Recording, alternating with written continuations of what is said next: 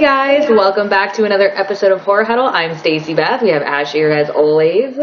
Howdy. We are just coming back from a couple of weeks off of our Halloween episodes, which I hope you guys all watched. We wanted to kind of take a little bit of a break to not only us, but I'm sure y'all recuperate from that wonderful holiday and see what's coming up next with fucking Thanksgiving. Holy shit. Yep. I can't believe it's already here.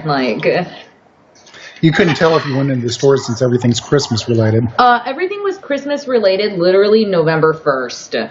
It was fucking ridiculous. And honestly, it was sneaking in October. It was. I saw that shit and I was like, oh, hell no. But poor Thanksgiving just kind of gets thrown in the trash apparently nowadays. I guess because it sucks because you have to hang out with family and stuff. But anyways, real quick before we get into it, you wanted to show off your shirt you're wearing, right? Yes. Probably seen it before, but yes, making another reappearance on the show.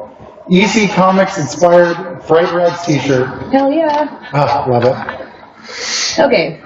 Tonight, we are going to be talking about two movies, and one is the sequel for the first movie. We're going to be doing, these are probably going to be backwards, but we're doing The Descent and The Descent Part 2. One is one of my favorites, one is not one of my favorites. I can agree. I'm in the same boat on that one. Can figure out which one's which. I'm going to go ahead and talk about the first one. It was released August 4th, 2005.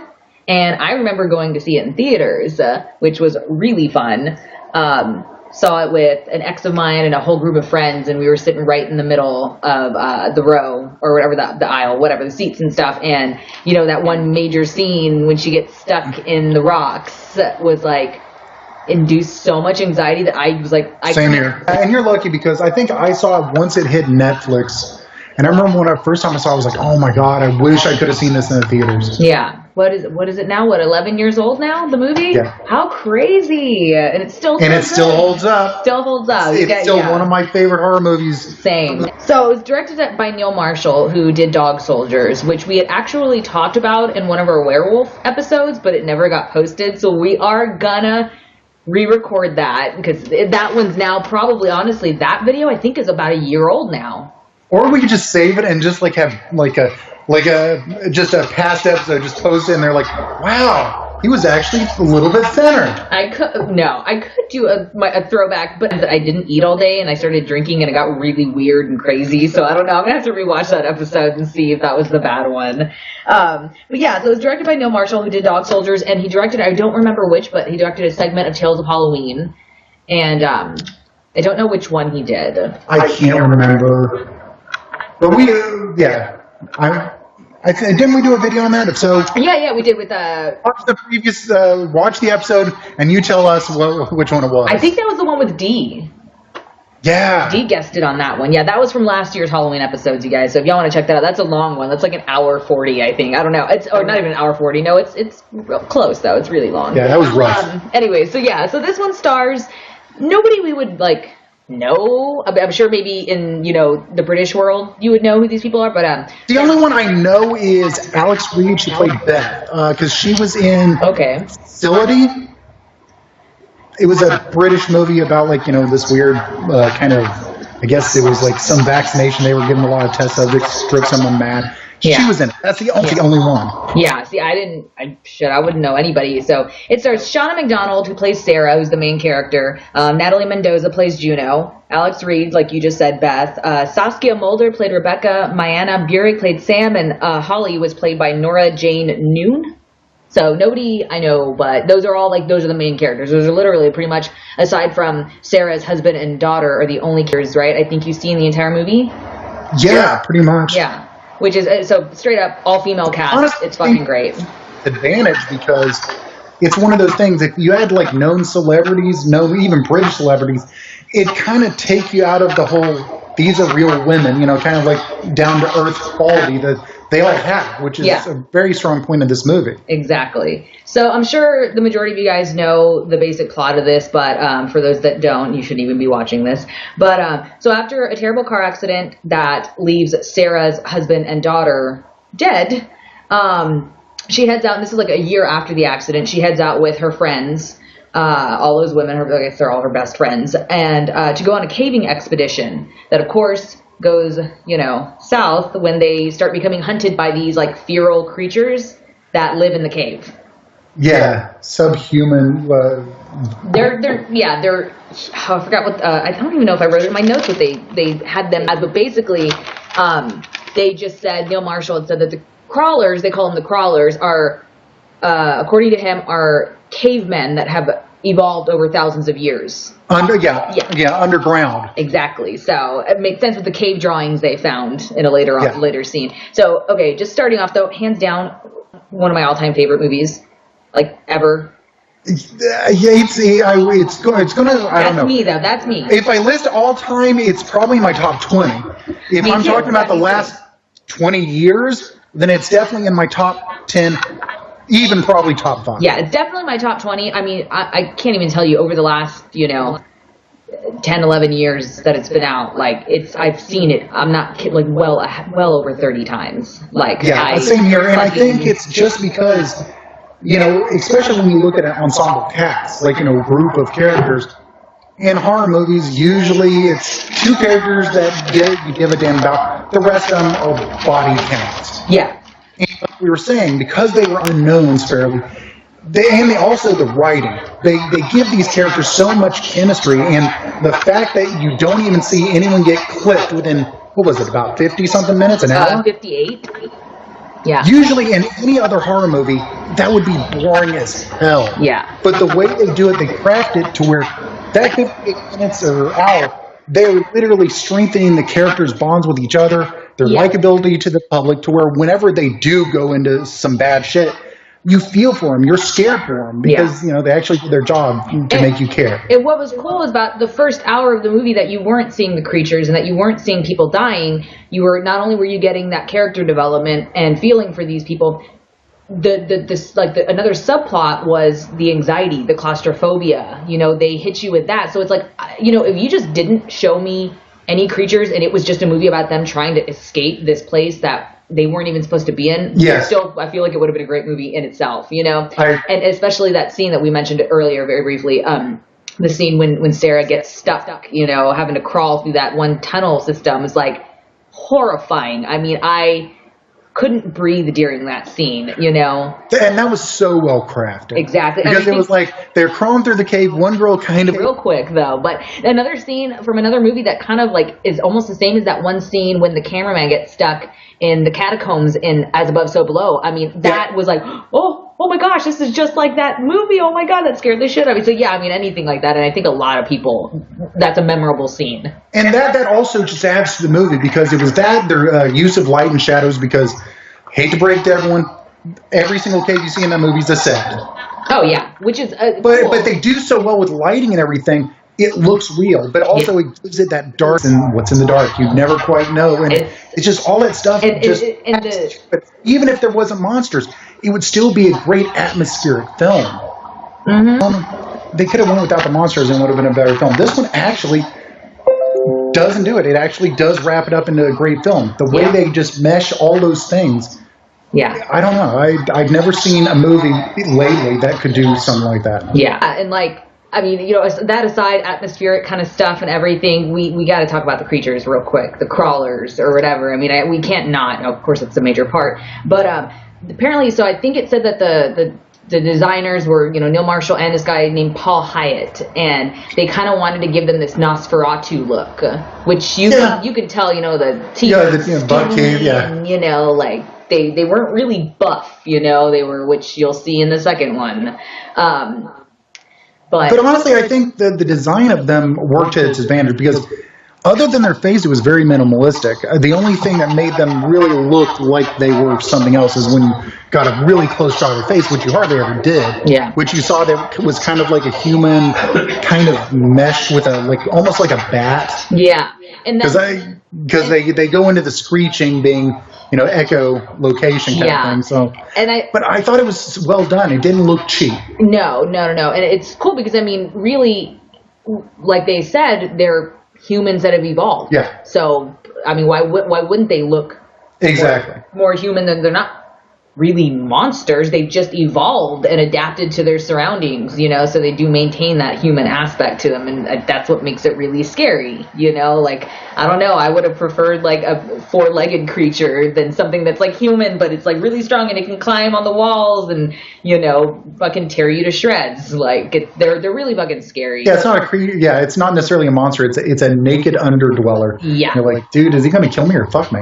Oh god, see that, and that would be so like, oh my god, what are they? I'm glad they never did anything like that, and I'm glad they never tried to do a weird rape. But at the back of your mind, the whole movie, you're like, dude. But and they said, and I was reading that Neil Marshall was saying that he didn't want it to be like just like he wanted. That's why he had women and kids creatures. You know, he didn't want it to be a weird all men. He goes, because that wouldn't make sense for them to be all guys and have lived this long, like, because they're still humans. So, you know, well, they could have adopted.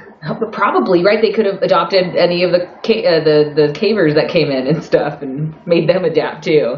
But what I thought was really cool that they said that the women were like, you know, no pun intended, kept in the dark about the creature designs up until the scene when we do see them about an hour in, when we see them experience it. That's when they're experiencing it too, you know, that freakouts were genuine and stuff like that. So I was like, oh, fuck that shit, like... and I believe that even like when they weren't filming, when they were having lunch, they intentionally segregated both sides to, you know, to where they didn't get comfortable around each other off camera, to where on camera it'd still have that tension of just these unknown creatures kind of feeling. Yeah, and like we were saying before about, you know, even if it was just, you know, an atmospheric thriller, it would be great, but it's like that build up was so good till you hit that hour mark, and then you get all this other subplot of these creatures and stuff, and it's like, it's never boring. Like, it's never boring, but even then when they introduce the creatures, it doesn't like go into this straight like just, oh, it's just a horror now they're just going to get killed. It keeps on with like some of the subplot or the plots that they started at the beginning of the movie, little threads that they you know, started. They keep on going through those threads through the whole movie, which I really like, because it still leaves you invested in the characters, and you felt for every character. I mean, none of the women were minor characters. I mean, some of them were, but not necessarily like the set dressing kind of extra kind of characters that you see in other movies. Yeah, like you felt for them. You didn't want the you know, even the most minor of character of the group, you didn't want to die. You still felt for them, and you're like, well, I would have preferred that one to die, or that, you know, you just didn't want any of them to die. You wanted them all to make it out and be happy and live forever, you know. And I thought that was fucking amazing that you could somehow keep that going, you know. That, I mean, sure, there is one character that you don't really give a shit what happens to, you know, but she's also a badass in the film, so you kind of do like her character. You still want her to be able to escape. Yeah, you know what I mean. Now, we were talking about the one of the scenes that really got you was the cave-in scene. The one that got me was, I believe it was one of the sister characters. Mm-hmm. I guess she was a nurse or something. I think that was the backstory of her. She's having to put an anchor point on this kind of ceiling area. And she's going across there. She realizes she doesn't have gloves, but she's like, fuck it, I gotta do it. And her hands are starting to bleed and everything. It's like, oh. It was hurtful watching. And I was like, damn, the way they crafted that scene just made you just feel all over you. And that was another thing that I wrote down in my notes, is I was like, man, like I can't imagine what the physical demands must have been. You know what I mean? Like, I mean, I can't even fucking lift myself out of bed, let alone fucking hang, you know. My upper body strength is fucking useless. You know what I mean? I don't know how these bitches did it, but it's amazing. And it goes into that. I love the fact that it's an all female cast, and it wasn't used as like a cheap ploy. It wasn't like a Ghostbusters thing where like, hey, let's switch it up and make it, you know, let's put a bunch of women in here because people loved it. You know, this. Yeah, I never got that politically correct, like, we have to, you know, push this in your face kind of feeling from it. It was like, no, these are just a bunch of girls. It's like if you get a movie like Deliverance, which this movie is really heavily inspired by Deliverance. You can see it from, like, the park that they go into was the Chattanooga National Park. That was the same river in Deliverance. The vest Juno wears is the same kind of vest that Burt Reynolds wears. That was a movie about guys going into the woods, being guys, just a group of guys. This one is the same, but it's women. Because, you know, hey, guys out there, women do the same thing. They hang out. They go on little trips with their friends. Being chicks about it. And then we're like, oh my god, that hurt. Like, I can't climb that. Like, nope, nothing. Yeah, it wasn't nothing like that. You know what, bitch? Let me get up here and do this shit. And the scenes of the and that started right at the beginning of the movie. They did that because it was the whitewater rafting. Yeah. It was like, these girls were whitewater rafting like a badasses. And I was like, yeah. And they all did that themselves. It wasn't any stunt doubles, which was cool. But I loved it that they were all bad. The fight scene, I mean, they were fucking fighting these crawlers. They were, weren't trying to run. They were fighting them, like punching them and taking them down and like giving them a run for their money. You know what I mean? Yeah, and by punching, you mean punching, not... Yeah. Yeah, they were like full on like tossing these fuckers to the ground and stuff. It was pretty cool. You have friends that say, you know what? There's not good strong female characters in horror. Just say fucking descend. Yeah. And then stop being their friend because they're idiots. Exactly. So let's talk about a couple of like scenes that were our favorites, aside from the ones we just mentioned. I really liked the leg break scene when Holly broke her leg. Like, oh fuck! Like, it was nasty. It was fucking nasty, and it looked real. Like, it wasn't like, I mean, just the blood flowing out. You know what I mean? Like, I would have been like, just leave me here. I'm gonna die. Like the one that I really, because again, when we go back to the visuals of this movie, when Sarah falls into that lake or like a subterranean pond of blood. And she crawls out, and she's finally realized these things go on sound. She's just white as hell, just covered in blood, which kind of is a little bit of a Carrie reference, I think, a little bit. Dude, but I love it because it's cheesy, but it's like her rebirth. You know what I mean? Like, when she just pops out and her head's like that, you're like, what? And the big scream, and like. Yeah, and let me just say, it doesn't look like movie ball. It looks great. It looks great. Like you could you feel like it's just, you could smell it. Like, you feel like you're like it probably smells like death. I don't know what a pool of blood smells like, but I'm sure it smells awful. I liked the neck stab when she got the friend in there. Like, I'm sure if you guys are still watching, you've already seen the movie, but some people don't care. So we don't want to give too many names away. But that one was intense. Like that, and the fact that she still lived for a while after that was like... A little bit of gurgling? I can't... Like, how... I wouldn't even know what to do. And kind of that same thing went on with the Upside Down gal. Because when she gets killed, she has her throat ripped out. And she gurgles, and then she hangs there, upside down. This is how much of a badass they made their characters. She got her throat cut, and she still... was cutting the rope to make the creature fall or whatever she was doing. Remember, she even though most people she was like, I'm still gonna finish, I'm doing this, I gotta help my friends. I was like, that's amazing. I just thought that was a really cool scene. I liked when when Sarah was gouging out one of the crawler's eyes. Oh yeah, now it wasn't just one eye, because when I saw that scene originally, I was thinking, I know this is a big departure, good and the bad and the ugly. Basically, I had a scene just like that where Tuco gets an eye gouged by one of the guards, and I was like, ooh, but this one goes further. It's not just it's literally thumbs going into the eye sockets. They're like, oh. Yep.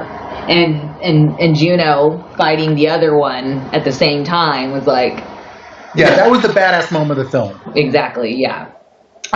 So we're going to get close to the end of this one. We got to talk about the ending. The ending. When I went and saw it in the theaters... It was the happy ending where Sarah escapes and she gets in the car and drives and pulls over to barf. And when she looks up, she looks to the passenger seat and the ghost of Juno is there. And she, and then it ends.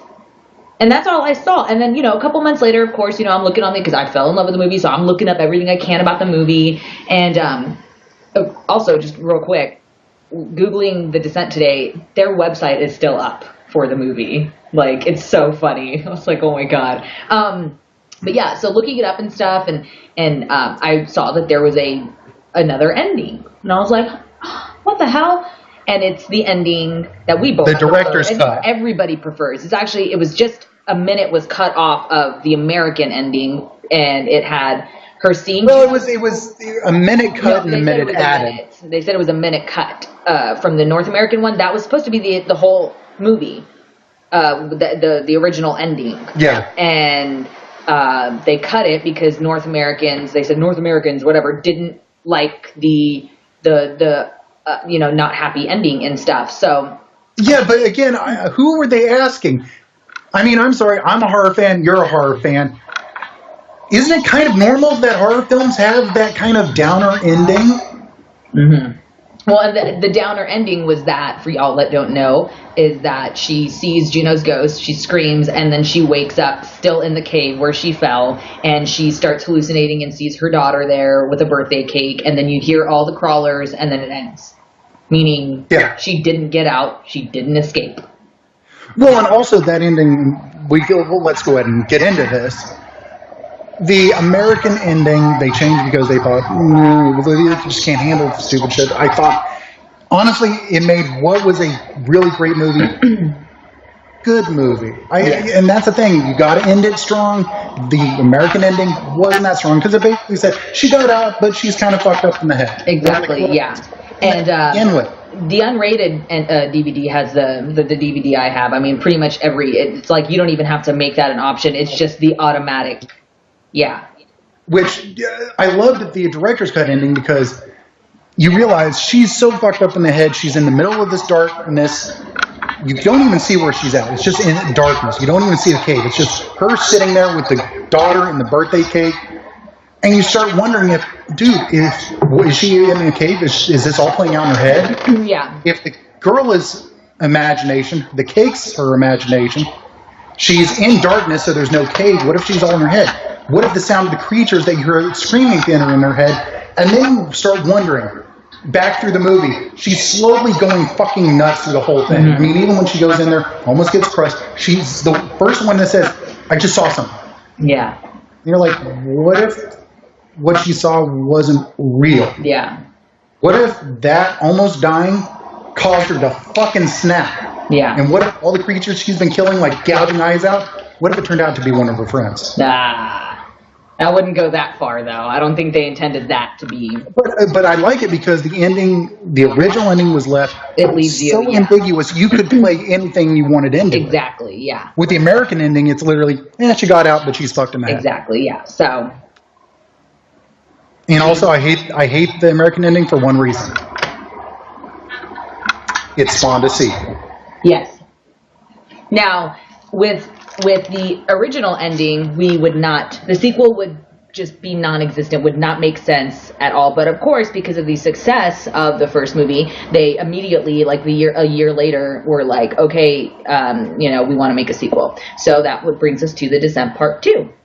Also known as Cash Grab. Yes. Directed by John Harris, who did the editing work for the first movie, and Neil Marshall just was the executive producer, and that was it. It starred, again, Shauna McDonald as Sarah. She came back, and a bunch of other people that I don't recognize at all. So, whatever. So the basic plot of that is that 2 days after the first movie's events, she escapes, and she's found by some old guy. She gets to the hospital because they're all looking for these girls. Because if you don't remember from the first movie, they put in a flight plan for Borum Caverns. Well, that's not where they went. So everybody's been searching for all of them. When they found out that Thanks, Juno. Yeah. When they found out that Sarah was alive, they went. The sheriff and his deputy went to the hospital and were like, he said, "Don't tell anybody that she's been found. We're gonna go find out what happened," which doesn't make sense. And also, there's this little subplot where she's the one that made it out. She's the one that's also kind of fucked in the head. Was she the one that killed them all? Yeah, it's so illogical. But it's like, dude, people would know she made it out. Anyways, so. Well, yeah, and then there's the whole thing. There's this traumatized victim. Yeah, we're just going to send her into the cave. Well, so she doesn't remember any of what happened. They're questioning her. She's like, she literally does not remember anything. So they find some blood on her, and they find out that it's Juno's blood. So of course, the sheriff's the bad guy. He's like, she did something. She has something to do with this. So he takes his deputy, Rios, a female, 3 spelunking specialists, experts, whatever, and Sarah, and he forces her to go with them back to the cave. And the old man who found her still has access to the mine shafts that lead to that uncharted cave and stuff. So they don't know that the girls are down there. They just say, well, this is one we haven't checked yet. And whoa, the specialists are like, oh my God, an uncharted cave, we're going. So they all go down, and shit happens. Happens. Again, yes. So, like I said before, this movie only works if you disregard the original ending. Otherwise, it shouldn't be there. It felt like a cash grab. It was straight to DVD. I don't know the date it came out. I think it came out a year later. I'm pretty sure. Okay, you know what? I'm being a little harsh. Like when I said it, it felt like it. No, actually, the production value is not that bad. Not that far off for the original. Yeah, and it felt like the entire plot felt a little bit silly to me. Like, the asshole sheriff forcing the girl to go back. Like that wouldn't happen. That wouldn't happen. That would not fucking happen. The only time it worked was in the collection when they make Arkin go back because. Nobody gives a shit about this career criminal. You know what I mean? Yeah, that kind of worked. Yeah.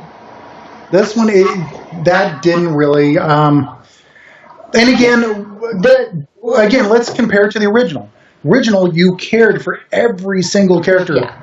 This one, you honestly didn't. I didn't care for anyone except for kind of Sarah, which sucks because I love Sarah in the original. This one, and maybe it's like they take her a step down from being that super badass right there at the end. She's now kind of like, still scared again. Yeah. And all the other characters kind of forgettable except for I believe it's Deputy Rios. Yeah, she's. And the only reason you kind of like they give her the plot of she has a daughter back at home that she really loves and and she's the nice person. She really cares for Sarah. She believes Sarah that that something went on that she didn't have something to do with this. So it's like you kind of felt for her. I don't know. But as I said, that just felt like it was way lazy writing as far as setting up even her character. It's like, we'll just give her a daughter. That'll make people care for her. I was like, well, no, you have to have more talking between all the characters to give that chemistry between them all. But they just didn't. Yeah. And, another comparison, the creature design was different. They were buff now. Yeah. Like the creature at the end, like the main baddie. Why was he like? It looked like the dude had been fucking working out the night before. Like he was fucking swole as shit. Was he? Yeah. He had abs. Like he was fucking huge, man. And of course, he was like the main bad guy. You know what? Okay, here's what happened. Some spelunker went down there with his complete backpack full of weight equipment, maybe a shake weight, and the thing grabbed him. It's like. And that's how he got up. Probably. But they just looked they looked more monstery this time around. They had rows of teeth, sharp teeth and stuff, and they just looked more grungy and grimy and dirty. Yeah, and it felt like it was a departure over what they originally set the creatures to be in the original. Yeah. It felt more monster than human, which does not make sense if they're humans that live underground. Yeah. And this one felt a little bit more. This one was definitely more focused on the gross outs, like like the gore. You had the shit pit, the pit they were swimming in, and they're like, what is this stuff? And then you see, one of the crawlers come over the hole, and it's like, and then just a bunch of turds falling into the water. And then what was the other one I put down? The blood flying into her mouth when she kills one, and then when the dead. I forgot which one she was. The one that got her throat cut in the first movie that was hanging. Remember one of the spelunkers jumped and hung onto her, and then you just saw all the stuff fall into her mouth, and it was like the old coagulated blood and just nasty, just days old rotten tissue kind of stuff. Yeah, just falls into her mouth. You're like, ugh, it seemed like they were more for gross outs and gore. The pick scene in the wrist and stuff. I mean. Yeah, and that goes back to what we're saying. This felt like, again, it was a cash grab. The script was not as well done as the original. Not as good dialogue. They realized no one's going to give a shit about the characters now, so let's go ahead and try to give them something. They were wanting to give you more horror than what they had in the first one. They wanted your typical horror movie. Yeah, but to people who like gore out stuff, it might be better, but... To me, the first one was a better horror because it had a bit of everything. It had the gore, it had the just nauseous shots, things that made you claustrophobic or fucked with, your phobias. Yeah. It had all that. This one just is like, fuck it, we're just going to do a ton of gore stuff. And have people running around in caves. Yeah. They're being chased. And we're going to give someone steroids at the end. Yeah, no shit, right? I do still appreciate, though, the fact that they made the three women badass. They're still badasses. I don't know. I'm sure the majority of y'all actually might not have even seen the second one. I'd assume y'all would see the first one before this one. So I won't give away anything really, but there is some women that survive and stuff towards the end, and it's they basically took what they did with the first one with the end fight with the two main characters. They said, let's do that again, but just add one more person. Yeah, and it's intense. Like, it's really fun fight scenes and stuff. It is fun. And that takes it to the end. I get that they didn't want the same ending of someone escaping, but like, really? That ending was... I would actually not have minded this person escaping in this movie.